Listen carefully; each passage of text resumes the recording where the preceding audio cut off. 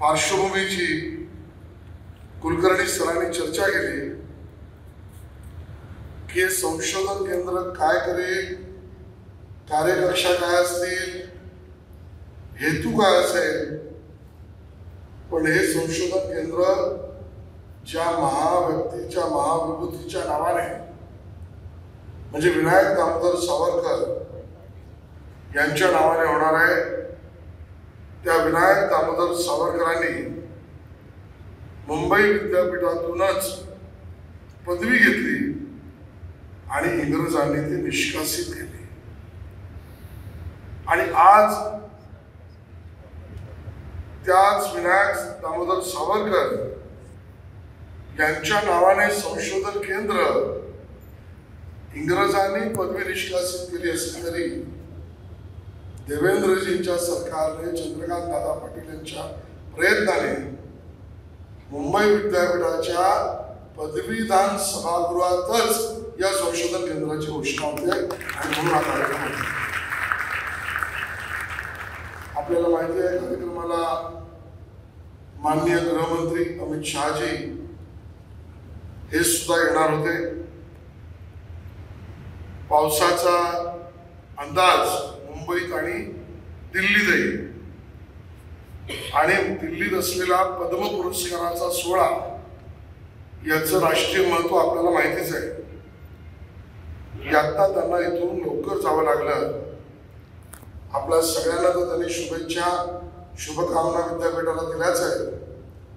पण अजून एक कार्यक्रम या ठिकाणी याबरोबर ठरला होता, तो महाराष्ट्र राज्याच्या सांस्कृतिक विभागाचा. आणि तो कार्यक्रम होता महाराष्ट्र सरकारने पहिल्यांदा छत्रपती संभाजी महाराज यांच्या नावाने राज्य प्रेरणा गीत असा एक पुरस्कार घोषित केला. त्याचं कारण स्वाभाविक आहे की छत्रपती संभाजी महाराजांचं नाव घेतल्यावर आपल्याला जगण्याची प्रेरणा होते, देशासाठी जगण्याची प्रेरणा होते आणि मरावं कसं यात सुद्धा प्रेरणा, देशासाठी कसं झुंजावं याची प्रेरणा छत्रपती संभाजी महाराजांच्याच नावाने होते. केवळ एवढंच नाही तर छत्रपती संभाजी महाराजांनी प्रचंड बुद्धिमत्तेच्या जोरावर अनेक भाषांचं प्रभुत्व मिळवलं. मराठी बरोबर संस्कृत, हिंदी, इंग्लिश आणि अन्य काही भाषा यांचं प्रभुत्वही छत्रपती संभाजी महाराजांकडे होतं. केवळ एवढंच नाही तर छत्रपती संभाजी महाराजांनी साहित्य निर्मिती, ग्रंथ संपदा, कविता, कविमित्र आणि लिखाण याचं मोठं अनमोल काम केलं. आणि त्यामुळे राज्याच्या प्रेरणा गीताला छत्रपती संभाजी महाराजांपेक्षा दुसरं नाव योग्य नाही असा निर्णय आम्ही केला. आणि मग पहिला पुरस्कार कोणाला द्यायचा तर स्वाभाविकता विभागाने ठरवलं की ज्यांच्या गीताने देशासाठी जगलं मरलं पाहिजे, विपरीत परिस्थितीमध्ये सुद्धा आत्मबल आणि आत्मविश्वास याचा परमोच्च बिंदू गाठला पाहिजे, असे कवी गीतकार विनायक दामोदर सावरकर सोडून अन्य कोणी असूच शकत नाही. आणि म्हणून त्यांच्या अनादिमी अनंतमी या गीताला, की ज्या गीताचे बोलच मी अमर आहे, मला कोणी मारूच शकत नाही, आणि ही भावना, हे गीत, हे आत्मबल गीत 12 इंचाच्या त्या असलेल्या विंडोमधून, खिडकीतून सोलपटलेल्या अंगाने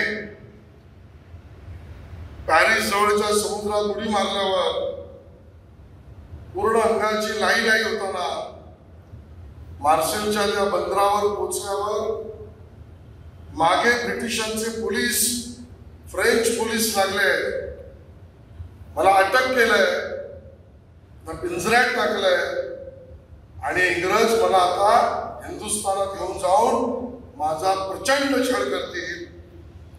त्यावेळेला त्या आत्मगीताची स्मृती त्यांना मिळाली आणि म्हणून ते लिहितात, मृत्यू सुद्धा भ्याड आहे, तो मला भिवून पळून जाईल पण मला कोणी मारू शकणार नाही.